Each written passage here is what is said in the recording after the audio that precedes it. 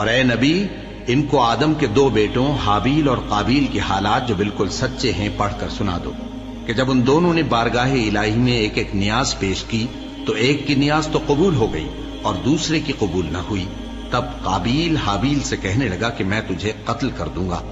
اس نے کہا کہ اللہ پرہیزگاروں ہی کی نیاز قبول فرمایا کرتا ہے، اگر تو مجھے قتل کرنے کے لیے مجھ پر ہاتھ چلائے گا تو میں تجھ کو قتل کرنے کے لیے تجھ پر ہاتھ نہیں چلاؤں گا۔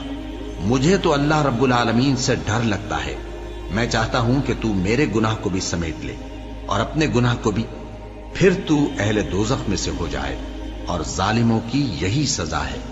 آخر اس کے یعنی قابیل کے نفس نے اس کو اپنے بھائی کے قتل ہی کی ترغیب دی تو اس نے اسے قتل کر دیا، پھر خسارہ پانے والوں میں ہو گیا۔ اب اللہ نے ایک کوا بھیجا جو زمین کریدنے لگا تاکہ اسے دکھائے کہ اپنے بھائی کی لاش کو کیسے چھپائے۔ کہنے لگا، ہائے کمبختی، مجھ سے اتنا بھی نہ ہو سکا کہ اس کوے جیسا ہی ہوتا کہ اپنے بھائی کی لاش چھپا دیتا۔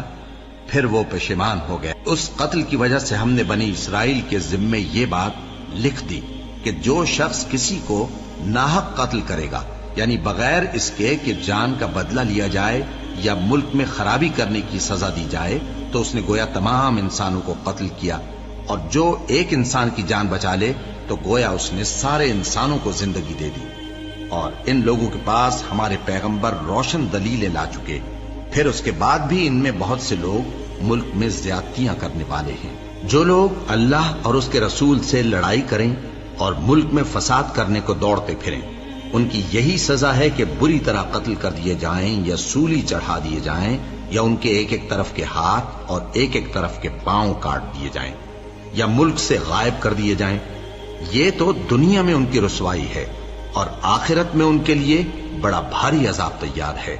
ہاں، جن لوگوں نے اس سے پیشتر کہ تمہارے قابو آ جائیں توبہ کر لی تو جان رکھو کہ اللہ بخشنے والا ہے، مہربان ہے۔ اے ایمان والو، اللہ سے ڈرتے رہو اور اس کا قرب تلاش کرتے رہو، اور اس کے رستے میں جہاد کرو تاکہ کامیاب ہو جاؤ۔ جو لوگ کافر ہیں، اگر ان کے پاس روئے زمین کا سب مال و متاع ہو اور اس کے ساتھ اسی قدر اور بھی ہو تاکہ قیامت کے روز عذاب سے بچنے کا بدلہ دیں، تو ان سے قبول نہیں کیا جائے گا، اور ان کو درد دینے والا عذاب ہوگا۔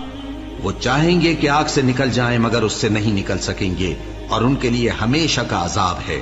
اور چوری کرنے والا مرد اور چوری کرنے والی عورت، ان کا ایک ایک ہاتھ کاٹ دو۔ یہ ان کے کرتوتوں کی سزا اور اللہ کی طرف سے عبرت کے طور پر ہے، اور اللہ زبردست ہے، صاحب حکمت ہے۔ پھر جو شخص گناہ کے بعد توبہ کر لے اور نیکوکار ہو جائے تو اللہ اس کو معاف کر دے گا۔ کچھ شک نہیں کہ اللہ بڑا بخشنے والا ہے، بڑا مہربان ہے۔